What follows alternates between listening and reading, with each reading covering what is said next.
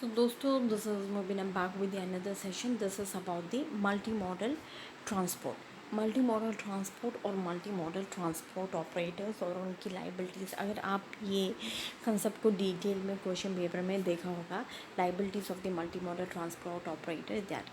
सो multi model transport, multi मतलब if you are using more than one means of source that is known as the multi model transport. So ये multi model transport के बारे में अगर हम कहते हैं तो it was mainly the two conventions governing the carriage of the land, यानी कि there were two conventions relating to the carriage. वो था, एक था कि CIM convention which was introduced in 1970 and CMR convention which was introduced in 1956.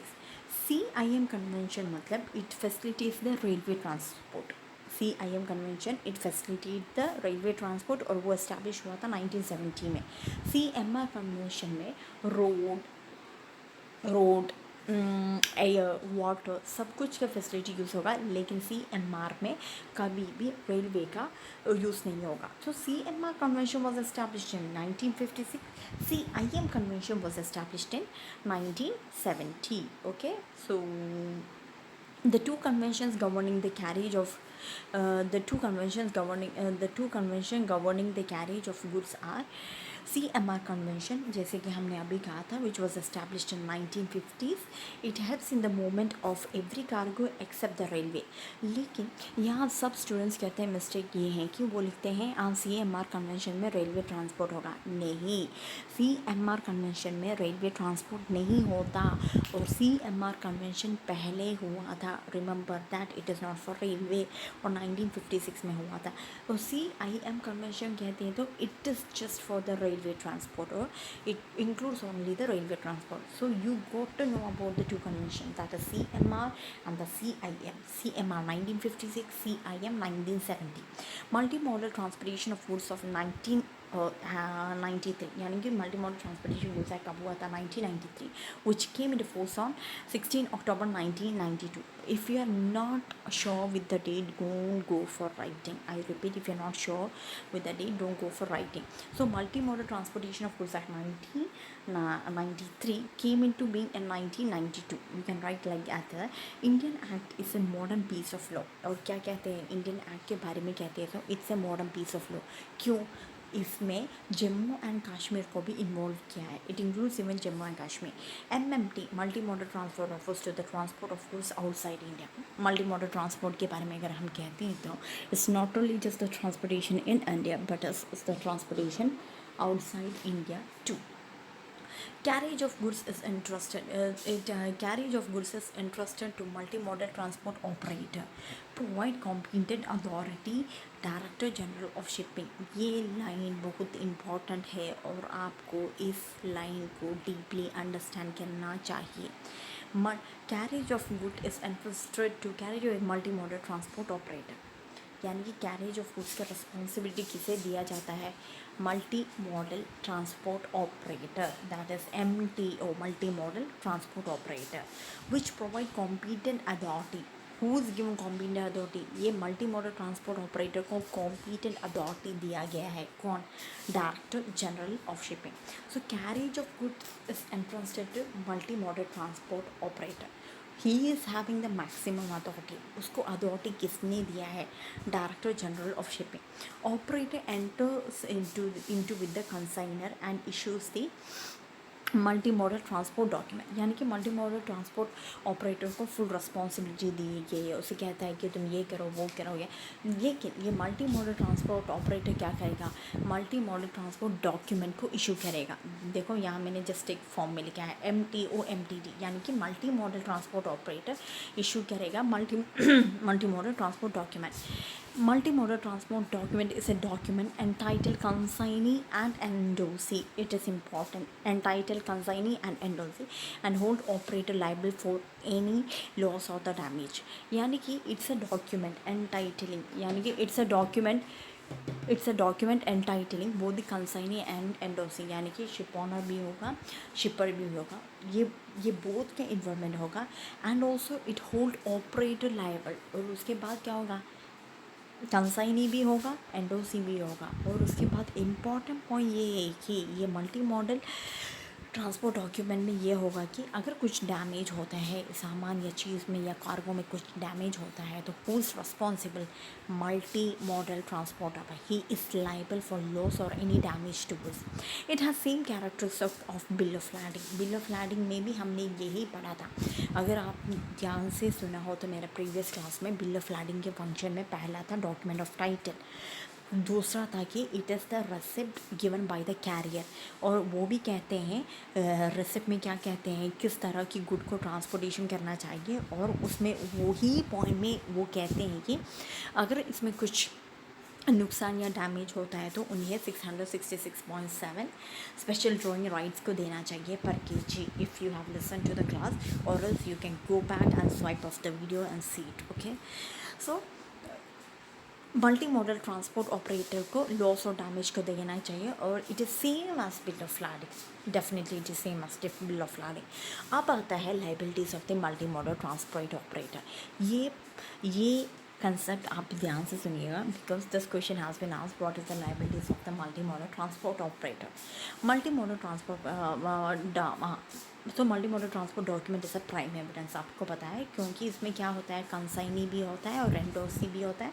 और उसके बावजूद क्या है, क्या क्या टर्म्स एंड कंडीशन हो सब कुछ स्पेसिफाई होगा। So definitely it is a prime evidence. Bill of landing में भी हमने थर्ड पॉइंट यही पढ़ा था, क्या it is the prime evidence for the it is a solid proof evidence और the prime evidence for the carriage of the goods, हमने bill of landing में भी पढ़ा था। It is same that way, it act as a prime multi modal transport document act as a prime evidence, act as a prime evidence. He is obliged to deliver the goods to consignee, damage, delay to delivery of the goods करना चाहिए। कौन? Multi modal transport operator delivery of the goods करना चाहिए। और वही नहीं, अगर कुछ लॉस हुआ तो उसका भी रिस्पॉन्सिबिलिटी लेना चाहिए। और वही भी नहीं, अगर कुछ डिले हुआ तो उसका भी रिस्पॉन्सिबिलिटी कौन लेना चाहिए? Multi model transport operator. If he process in instance than only, यानी कि वो कहता है कि नहीं, मैंने ट्रैवलिंग में मैंने फुल 100% अपनी कॉन्सेंट्रेशन दी थी और वो रिस्पॉन्सिबल नहीं है, तब क्या होगा, उसके लिए लाइबिलिटी देना ज़रूरी नहीं है। If consignment is not delivered within 90 days following date of delivery, it is not considered to be lost। यानी कि अगर जनवरी 30 को एक माल पहुंचना था, ओके, फरवरी, मार्च, अप्रैल 30 तक अगर वो 3 महीने 19 डेज तक वो नहीं पहुंचा तो उसका मतलब क्या है? That product is lost. Okay, multi modal transport operator हमने क्या कहा था, वो डिलीवरी भी करना चाहिए, लॉस को भी हैंडल करना चाहिए, अगर कुछ डिले हुआ उसको भी। और वही नहीं, विद इन 90 डेज अगर वो प्रोडक्ट रीच नहीं होता है तो उसका मतलब क्या है? It is consider to be lost. अगर लॉस्ट हुआ तो क्या क्या प्रॉब्लम्स होगी उसके बारे में हम डिस्कस करेंगे। Nature nature and the value of goods have not been declared by the consignor stage of transport at which loss is not known। यानी कि अगर हमने डिलीवरी करते वक्त कंसाइनर को कुछ भी नहीं पता, यानी कि किस तरह की गुड्स है और क्या गुड्स है और कैसी गुड्स है, इसके बारे में कुछ भी पता नहीं, और इसके बाद उसको लॉस भी क्या होगा उसके बारे में भी कुछ पता नहीं। So listen to it carefully. When if the consignor does not have an idea regarding the nature and the value of goods, then what happens is that the liability will not exceed the two special drawings, that is 666.7। यानी कि अगर ये consignor को नहीं पता किस तरह की चीज़ है, इसमें ट्रांसपोर्टेशन हो रही है, यानी कि उसको कुछ भी आइडिया नहीं है रिगार्डिंग द लॉस और रूल्स एंड रेगुलेशन, तब उसके मतलब क्या है, उसकी liability to special drawing right से भी अधिक कभी नहीं हो सकता, दैट इज 666.7 के ज़्यादा नहीं हो सकता। If carriage of goods don't include the carriage of goods by sea और वाटरवेज। ओके, अगर समझिए कि ये कैरेज ऑफ गुड्स कि मीडियम ऑफ ट्रांसपोर्टेशन सी और वाटर वेव्स, यानी कि पानी की और नहीं है, तो it's not to the water transport, then the liability is limited not exceeding the 8.3 I repeat 8.3 special drawing rights. यहाँ क्या था, if it is nature and value of goods, nature and the value of good is not known at that time, क्या 2 special drawings या 66.7 से भी ज़्यादा नहीं होगा. यहाँ if the carriage of goods is not by the water transport के अलावा से है तो it should not exceed, okay, it should not exceed 8.3 special drawing rights per unit. Okay, secondly, where nature and value of good is not case, okay, nature and value of good is not mentioned. Okay, हमने कहा था nature and value of good is not mentioned. अगर ऐसी चीज़ में कुछ loss और damage होती है तो the limit is determined by the law. Okay, अगर इसके बारे में नेचर भी पता नहीं है और वैल्यू भी नहीं पता है, it is determined by law. Third, delay in delivery then limiters right. अगर समझिए कि अगर डिले होता है डिलीवरी, जनवरी 20 को पहुंचने का माल पहुंचना है जनवरी 25 में, तब क्या होगा, it is limited to freight payment. तब एडिशनल चार्जेस लेंगे वो फ्राइट पेमेंट के ही और होंगे. Okay, MTO is not liable until unless against him brought within 9 months from the date of delivery. यानी कि डिलीवरी का डेट होता, डिलीवरी का डेट है जनवरी, और जनवरी वो सामान नहीं पहुंचा, और फेब, मार्च, अप्रैल, मई, जून, जुलाई, अगस्त, सितंबर, अक्टूबर 30 तक अगर आपने कंप्लेन नहीं किया, यानी कि मेरा प्रोडक्ट लूज़ नहीं हुआ या कुछ नहीं हुआ, then he is not responsible for that. Okay, then he's not responsible. Time period is to be considered for taking good or lost is 90 consecutive days. Okay, 90 consecutive days. अगर आप time के बारे में बात करते हैं तो वो 90 consecutive day, that is 3 month.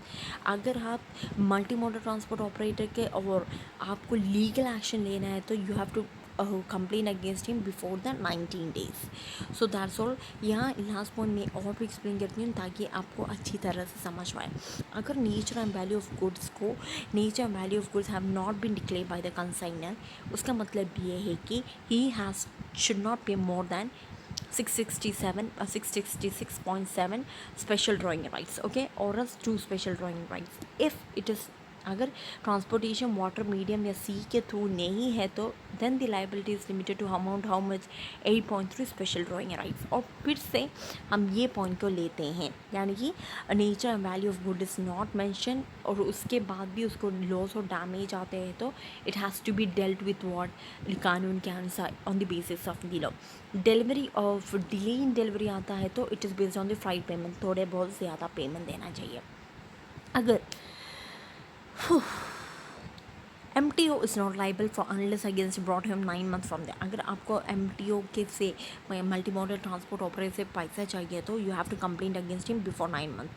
अगर टाइम पीरियड के बारे में बात करते हैं तो it should be of 90 consecutive days. That's it. Thank you, students.